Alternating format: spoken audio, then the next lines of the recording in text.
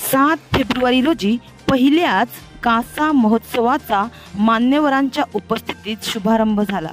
या कार्यक्रमाला खासदार, आमदार, राजकीय नेते, वरिष्ठ पोलीस, शासकीय अधिकारी व ग्रामस्थ मोठ्या संख्येने उपस्थित होते।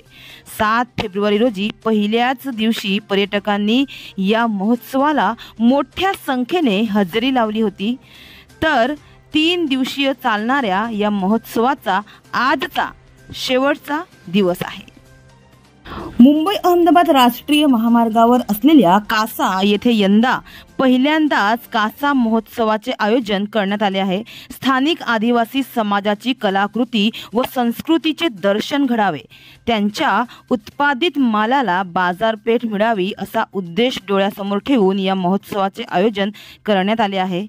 तर या महोत्सवाचे उद्घाटन खासदार डॉक्टर हेमंत सवरा, आमदार राजेंद्र गावित, आमदार विनोद निकोले, राजकीय नेते व स्थानिक ग्रामस्थांच्या उपस्थितीत पार पडले। तर आज 9 फेब्रुवारी रोजी रविवारी या महोत्सवाचा शेवटचा दिवस आहे। मात्र पहिल्यांदाच आयोजित केलेल्या या महोत्सवात पालघर जिल्ह्यातील हजारो पर्यटकांनी आनंद लुटला।